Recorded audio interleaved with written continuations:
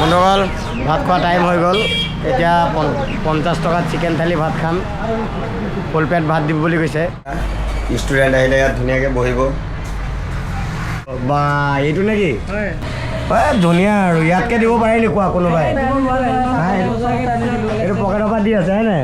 পকেটৰ পৰা কৈ আছে আৰু সমাজ সেৱা কৰি থকাৰ নিচিনা হৈছে এই কালি খালে সেইকাৰণে মোক কৈ আছে যে তাতে খাব লাগিব সদায় 50 টকাত চিকেন থালি দালি ভাজি দি আছে যেতিয়া ইয়াতকৈ আৰু নালাগে আৰু এই দিনত 2026 চন থাকোঁ পৰঠা দামে 30 টকা দেখুৱা দুটা পৰঠা খাই পেট ভৰে জানো নভৰে হয় নাই দুটা পৰঠা খাইতো পেট নভৰে কিন্তু এতিয়া তুমি ভাতটো খাই পেট ভৰাই দিছা চিকেন থালি মজা মজা মজা 50 টকাত মাংস ভাত পায় ক্লিয়াৰ দি দিলোঁ চফা পূৰা চাফা হৈ গ'ল ভাত মোক নালাগে এইফালে দিয়া ভাইটি কেনেকৈ লাগিছে একদম বঢ়িয়া বঢ়িয়া বঢ়িয়া লাগিছেনে খাই ফুল পেট ভাত খাই দিলোঁ আকৌ এবাৰ ভাত লোৱাৰ ব্যৱস্থাও আছে ভাল লাগিছে হা বহুত ভাল হৈছে নাই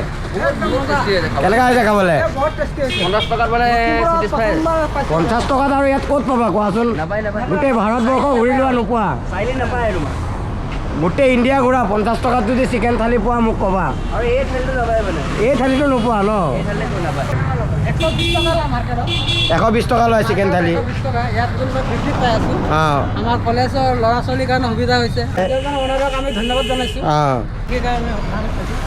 এইটো ষ্টুডেণ্টৰ কাৰণে বেছি ভাল হৈছে আৰু গম পাইছ নাই বাকী